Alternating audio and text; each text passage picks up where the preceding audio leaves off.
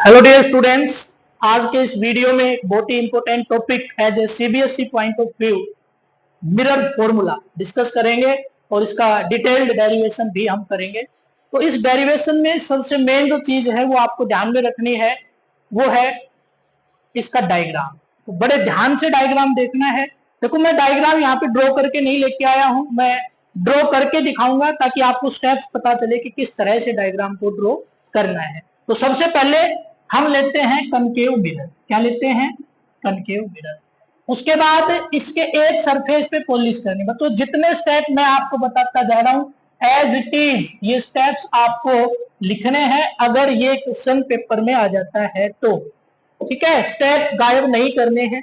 उसके बाद हम डालेंगे प्रिंसिपल एक्सिस। प्रिंसिपल एक्सिस जब डालेंगे तो इस पॉइंट पे हम क्या डालेंगे? Principal force. ठीक है, उसके बाद हम ऑब्जेक्ट की पोजीशन डिफाइन करेंगे कि मान लिया कि मैंने जो ऑब्जेक्ट है वो इस जगह पे ले लिया है। जब भी हम ऑब्जेक्ट को यहाँ पे लेंगे तो याद रहे कि ऑब्जेक्ट में जो टिप है वो ऊपर की तरफ होगी, जिसको हम एरो हेड से रिप्रेजेंट करेंगे। किससे रिप्रेजेंट करेंगे? एरो हेड से। तो यहाँ पे इसके ऊपर मैंने क्या लगा दी है? एरो लगा दी है। अब यहाँ पे लॉजिक क्या है? इस एरो से हमें 3 रे इंसिडेंट करनी है, ना एक भी कम और ना एक भी ज्यादा। ना कम होनी चाहिए और ना ज्यादा होनी चाहिए। तो देखिए, पहली रे आप सभी को पता है कि एक रे तो हम कहां से डालते हैं? पैरेलल टू प्रिंसिपल एक्सिस डालते हैं। ये logic parallel to principal axis मैंने डाल दिया। देखो, स्टेप जिस तरह से मैं रे डायग्राम बना रहा हूं वैसे ही बनाना है। अगर आपने इसको रिफ्लेक्ट भी कर दिया तो मे भी डायग्राम में कहीं आपकी कोई कमी दिखे, लेकिन आप स्टेप बाय स्टेप आगे बढ़ते जाइए, डायग्राम बिल्कुल परफेक्ट बन जाएगा। उसके बाद अगली रे मेरे को डालनी है पोल पे, और उसके बाद अगली रे मेरे को डालनी है सेंटर से। कहां से डालनी है? सेंटर से। तो ये रे मैंने सेंटर से डाल दी है। अब जो सेंटर से जो रे आती है वो क्या करती है? अपने पाथ को रिट्रेस करती है। तो वो अगर इधर से आई तो यहीं से वापस चली जाएगी।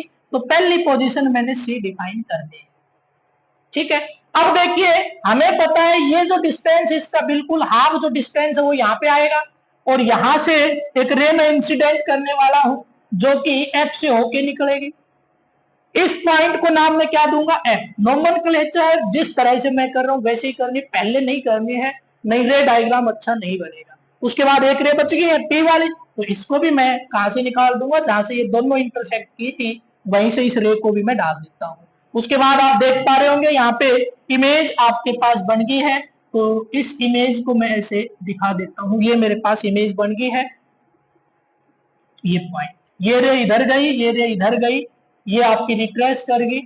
देखो, जितनी भी रेज होती हैं उनके ऊपर एरो अगर आपने नहीं दिखाई तो डायग्राम गलत माना जाएगा। बड़े ध्यान से डायग्राम बनाना है।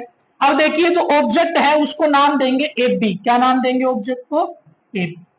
अब इसकी जो इमेज है उसको नाम देंगे ए डैश बी डैश। तो शायद बाकी सारे नाम आपके ऑलरेडी यहाँ पे हैं, बस ये नहीं है, इसको नाम ओ दे देते हैं ना। ओ कहीं पे नहीं है तो इसको क्या नाम दे दिया मैंने?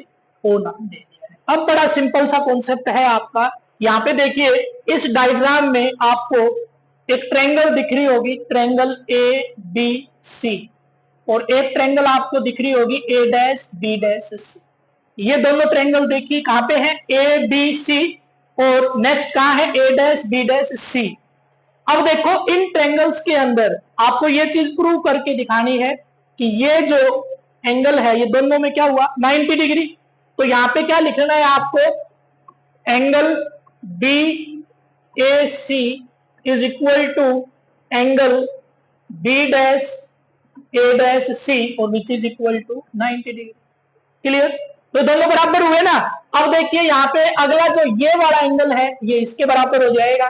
तो नेक्स्ट जो एंगल है वो है angle B C A is equal to angle B dash C A dash. तो क्या इन दोनों ट्रायंगल को मैं सिमिलर बोल सकता हूं? बोल सकते हैं ना, एंगल एंगल प्रॉपर्टी से।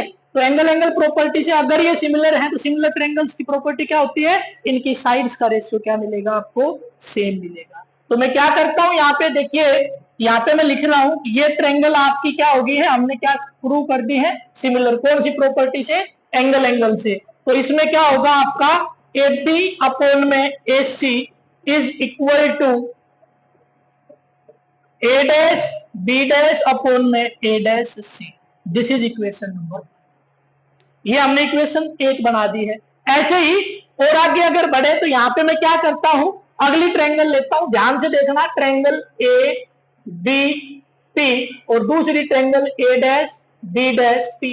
दिख रही होंगी दोनों ट्रायंगल आपकी, ए बी पी और A dash B dash P. अब ये देखिए, ये जो एंगल है ये क्या हो गया आपका, I is equal to R. I is equal to R से ये एंगल बराबर। उसके बाद हम बात करें इस एंगल की, ए बी पी, ये एंगल और ये एंगल इस साइड वाला, ये दोनों फिर बराबर। इट मींस ये दोनों भी क्या होगी, सिमिलर। तो इनके साइड्स का रेशियो भी मैं क्या करूंगा, बराबर। तो यहाँ पे मैं क्या लिखने वाला हूं, ए बी अपॉन में, ए बी अपॉन में यहां से लेके यहां तक का distance that is A P is equal to, ऐसे ही यहाँ पे क्या आएगा आपका A dash B dash upon में क्या कर दे आपका ए डैश पी, क्या कर देते हैं ए डैश पी। तो देखिए इन दोनों इक्वेशंस को अगर मैं देखूं तो कुछ ऐसा नजर आ रहा है कि अगर इसको उठा के यहां ले आऊं, यानी ए बी अपॉन में A dash B dash is equal to A C upon में ए डैश सी, और इसको इक्वेशन नाम दे देता हूं 3। और यहां से सेकंड इक्वेशन में भी यही कर देता हूं, ए बी अपॉन में A dash B dash is equal to A P upon में ए डैश पी, और इसको इक्वेशन दे देता हूं 4। तो अब बताइए मेरे को, क्या 3 और 4 में ऐसा दिख रहा है आपको, लेफ्ट हैंड साइड दोनों की क्या है, सेम। तो राइट भी क्या हो जाएगी, सेम हो जाएगी। तो क्या लिख रहा हूं, by using 3 and 4, by using equation 3 and 4 we can write, क्या लिख देंगे भाई यहां से, ए सी अपॉन में A dash C is equal to A P upon में ए डैश पी। अब देखिए आप सभी को पता है कि सारे डिस्टेंसेस कहां से मेजर किए जाते हैं, पोल से। तो इन सभी डिस्टेंसेस को पोल के रेस्पेक्ट में डिफाइन कर लीजिए। तो ए से सी की अगर मैं बात करूं, ए से सी की, तो ये क्या होगा आपका, ए पी माइनस पी ए, है ना, ए से सी दैट इज ए से पी, इस कंप्लीट में से अगर ये सब्ट्रैक्ट कर दूं, यानी A P minus P C कर दूं, और ए डैश सी की जगह पे that is A dash C, this one that is P C minus P A dash is equal to A से पी यानी पी से A, that is object distance, वो क्या है आपका माइनस ऑफ यू।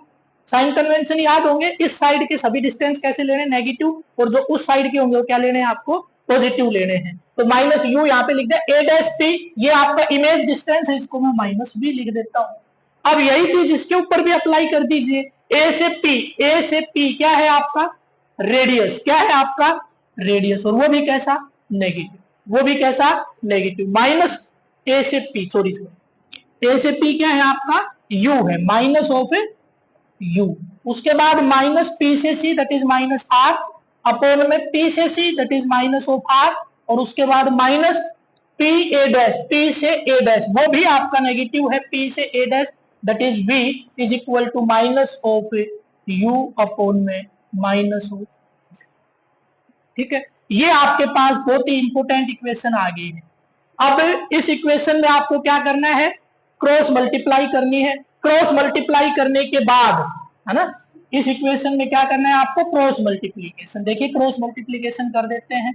तो क्रॉस मल्टीप्लीकेशन में पहले तो एक बार एक स्टेप लिख देता हूं, आर माइनस यू अपॉन में V minus R is equal to, minus से माइनस कैंसिल, यू अपॉन में वी। अब करें क्रॉस मल्टीप्लाई, तो V R minus V U is equal to U V minus U are.